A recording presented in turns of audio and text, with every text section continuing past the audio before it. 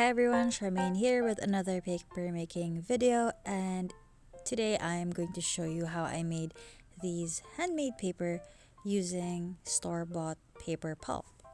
If you have seen my other videos, you would know that my handmade papers are made from recycled or upcycled paper, but I have always been curious as to how the regular paper pulp that other paper makers use will fare and compare to the recycled ones.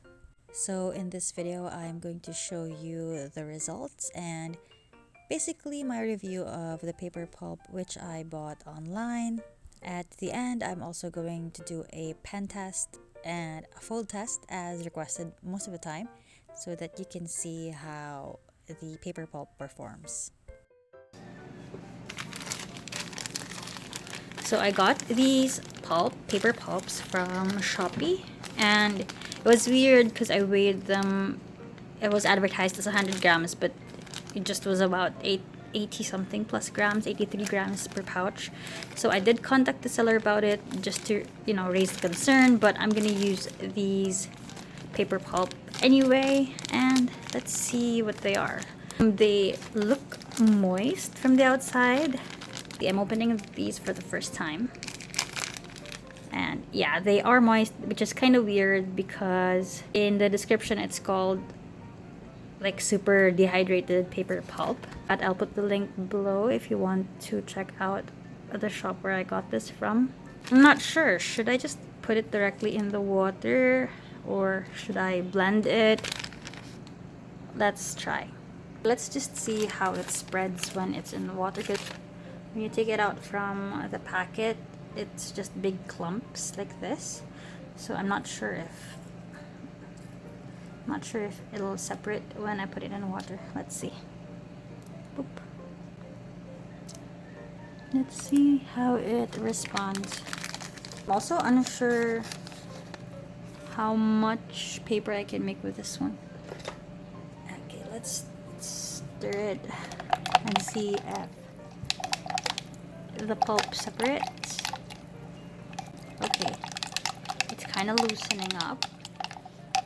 Wait, let me smell it if it has. I'm not sure if it's wet with a particular type of solution, but it doesn't smell anything in particular. Bubble, can you smell?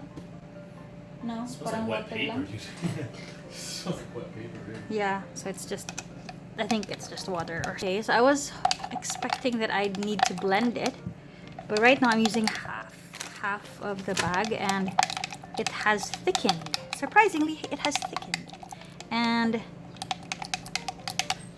the pulp separated. Okay, this looks like a promising product. Okay, so we have that. Maybe I should just do the whole thing, and this one I will dye it in a different color. Okay, so I have my water with the bin right here, and I'm gonna use this mold and decal from So She Gathers. So this is a new configuration for the business card size. It used to be like super long, so the pulp has really thickened and it looks fine. So we're just gonna spread it out onto here.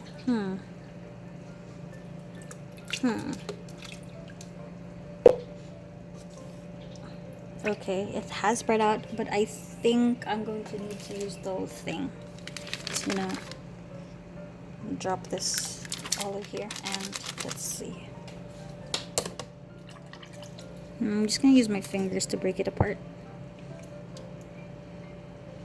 Unless you want it to be more fine.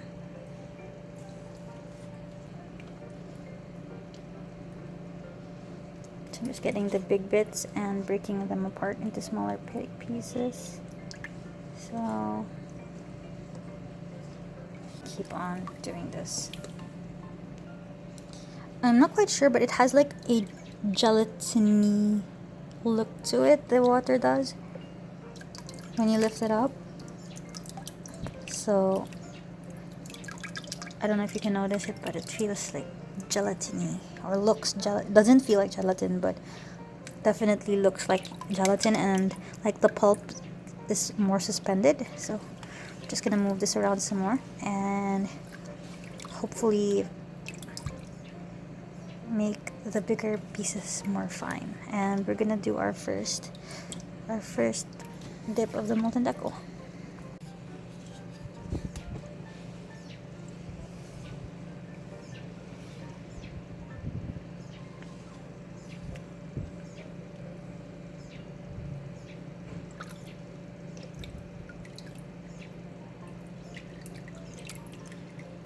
So it's more translucent.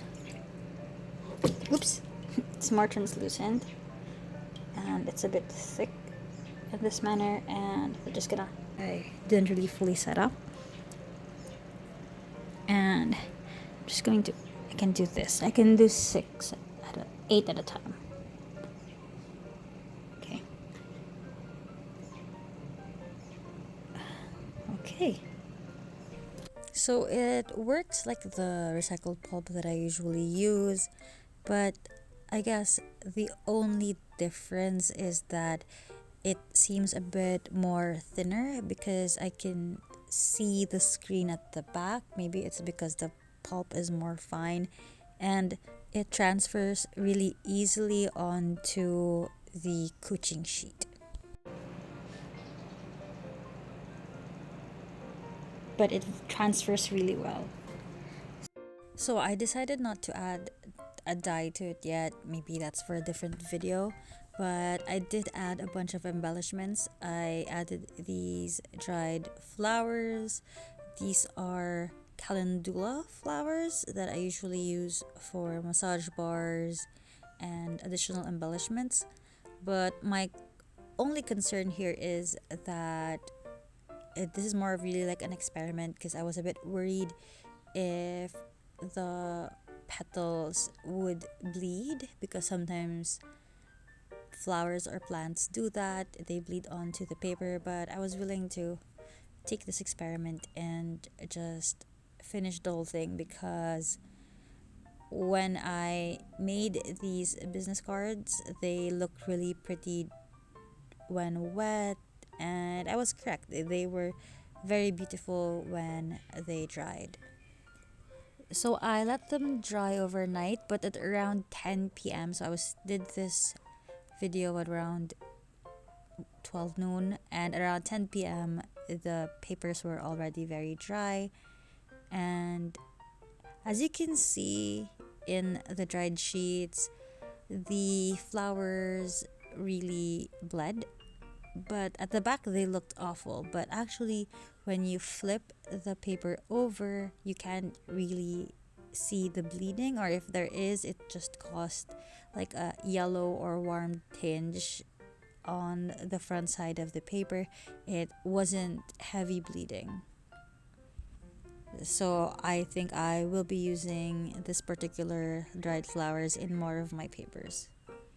So for reference, the 83 grams of pulp, I was able to make 30 pieces of business card sized sheets, and it turned out really lovely. So for comparison, the thing that makes this paper pulp different from the recycled pulp is that the texture of the surface is super smooth and soft. It's almost like felt or cloth. And the color is more pretty, I think. It's brighter rather than when I use paper pulp. Sometimes it's a bit dim, especially when there's ink on the original paper.